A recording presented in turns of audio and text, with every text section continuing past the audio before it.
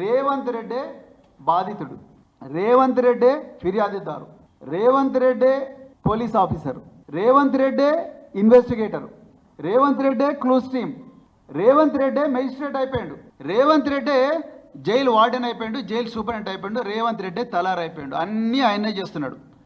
తెలంగాణలో 3.5 కోట్ల మంది ప్రజలకు ఏమీ అందరూ సంతోషంగా ఉన్నారంట. ఒక రేవంత్ రెడ్డి మాత్రమే బాధితుడుగా, నేను బాధితుడుగా ఉన్నా, నేను ముఖ్యమంత్రిని, నేను హోంమంత్రిని, నన్ను అనవసరంగా జైల్లో పెట్టిండ్రు, నన్ను అనవసరంగా 16 రోజులు చీకటి నరక కూపంలో పెట్టిండ్రు అని అబద్ధాలు.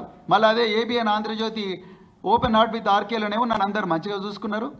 నాకెవరో ఆయన పేరు ఉండే మల్లయ్యనా నాగయ్య అనే ఒక దళితుడని ఆయన నాగయ్య ఒక మాదిగ సమాజానికి చెందిన వ్యక్తి అంటూనే ఉన్నాడు, మళ్ళీ వాడు అంటున్నాడు. ఇదేనా భూస్వామ్య విధానం అంటే? ఇది కాకపోతే ఏంది రేవంత్ రెడ్డి? ఒకవైపు ఏమో నాగయ్య నాకు మంచిగా వంట వండిండు అంటావు, ఇంకొకసారి వాడు అంటావు, రెండోదేమో నేను పైన కూర్చున్నా వాడు కింద కూర్చున్నాడు అంటావు. వాడు ఆయన మరి ఇక్కడనే మళ్ళీ అసెంబ్లీ సాక్షి ఏమో నేను మాదిగోళ్ళు మేమందరం కూడా కలిసే ఉంటాం అంటారు. ఏంది అసలు ఏం జరుగుతున్నది ఇక్కడ?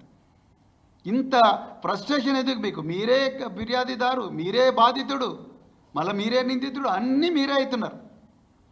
నిజానికి నేను మళ్ళీ రిక్వెస్ట్ చేస్తున్నా తెలంగాణ ప్రజలకు, ఒక్కసారి పోలీసులు వాళ్ళు చేయాల్సిన పని చేయడం లేదు. నేను తెలంగాణ సైబర్ సెక్యూరిటీ బ్యూరో ఆఫీసుల్లో ఉండే ఆఫీసర్లకు నేను ఒక్కటే రిక్వెస్ట్ చేస్తున్నా, మీరు పక్కనే ఉన్నారు, తెలంగాణ భవన్ పక్కనే ఇంటిగ్రేటెడ్ కమాండ్ అండ్ కంట్రోల్ సెంటర్లో ఉన్నారు. మీకు అద్దాల భవంతి, ప్రపంచంలో ఎక్కడ లేని విధంగా ఫెసిలిటీస్ కేసీఆర్ గారు మీకు ఇచ్చింది. పారదర్శకంగా మీరే రాసుకున్నారు మీ వెబ్సైట్లో, అన్బయాస్డ్